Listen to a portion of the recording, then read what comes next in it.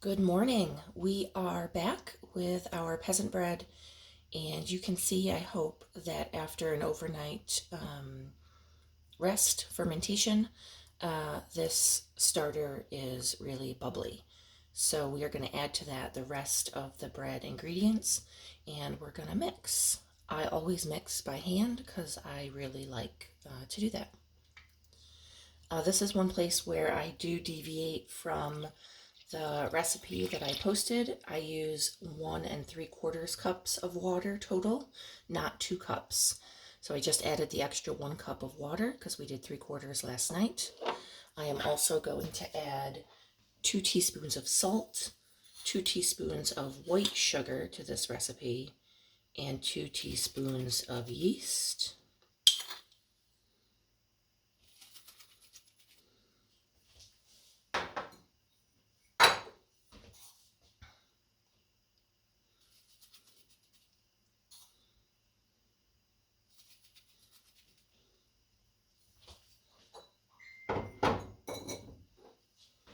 The sugar doesn't really make this a sweetbread, but it does help feed the yeast for the rise.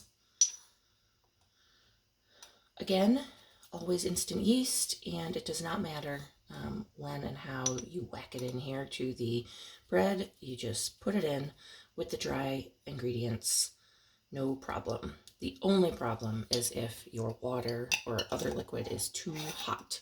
So you got to keep it below 120 degrees. I would recommend closer to 90. Normally, I just use room temperature water because my house is warm enough that works just fine for me. Today my house is a little cold, so I did warm up the water just a touch to closer to 90 degrees. Okay, and the amount of flour that we use in total is 512 grams in the recipe. We already added 150, so I believe that leaves 362 left to go.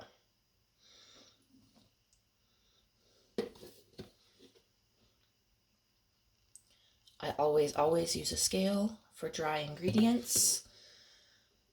You're supposed to use a scale for wet ingredients, but I find for this, my go-to recipe, that a measuring cup serves me just fine for the water.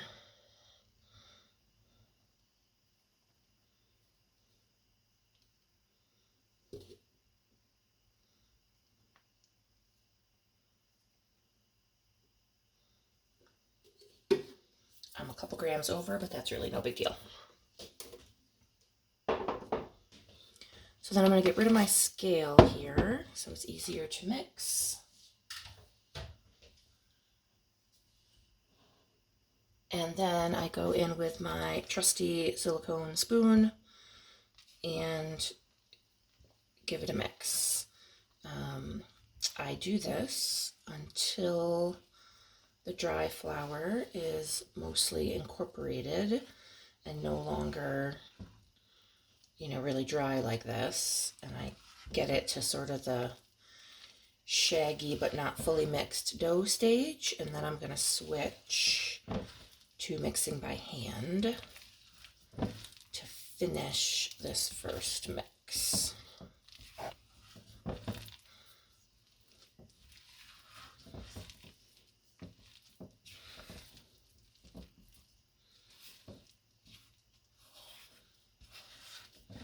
Just sort of using the spatula to make sure we do a scrape and, get the ingredients off the side of the bowl and the bottom of the bowl as part of the first mix of everything together. Okay, then I wet my hand. I always work with wet hands. You don't want to add extra flour to the dough simply to, prevent sticking. It's going to make for a drier bread, less open crumb.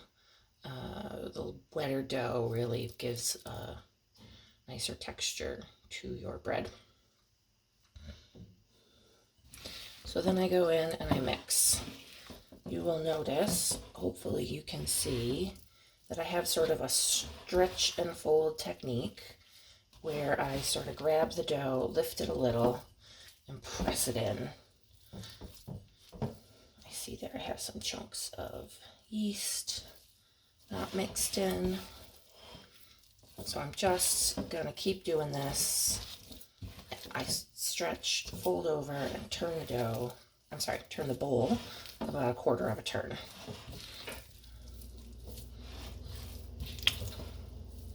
It's a pretty sticky dough, right? Because it's a wet dough. Do not fear.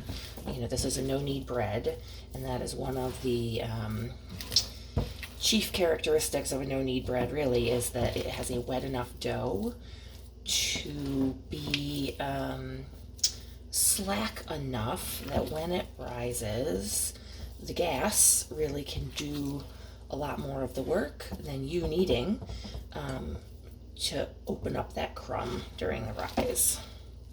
So a stiffer, drier dough, you don't really have as much give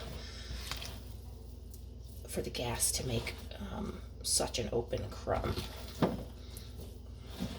So I really just, I don't know, I keep going until I like the way it looks.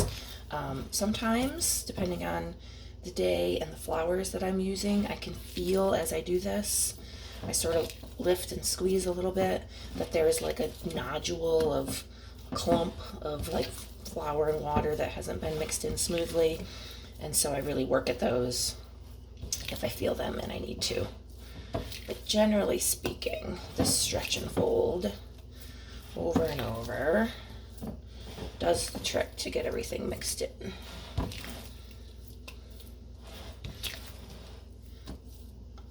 I use the same formula with partially whole grain flours, spelt rye, whole wheat. And when I do so, sometimes you can see streaks of the white flour and the whole grain flour, you know, as you're mixing. And so you'll want to make sure you get those mixed through so it looks like one even, cohesive type of dough.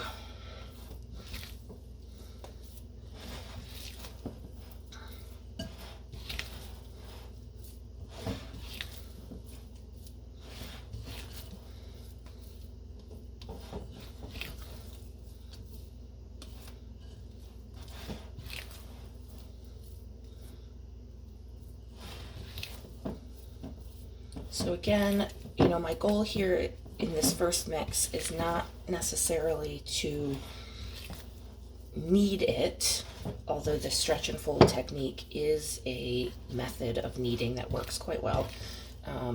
My goal here is to make sure it is thoroughly mixed. That salt and sugar and yeast, we really want to be evenly incorporated throughout. No little pockets of any of those.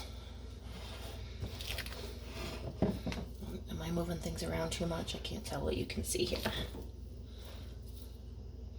So we'll do one last go around here. You can see it's becoming more elastic, right? I can pull it further as I mix. All right, I think we are good to go. So, let me see that okay. The next step is to give this a rest. So even though this is a no-knead bread and the recipe says we can just let this be and let it rise for an hour, it will come out just fine. I choose not to. I give this a 15 to 20 minute rest, and then I stretch and fold it once, which is an alternate kneading method. Then we'll let it rest again. I'll stretch and fold a second time, then another rest, and I'll stretch and fold a third time. And that helps to line up and organize the gluten.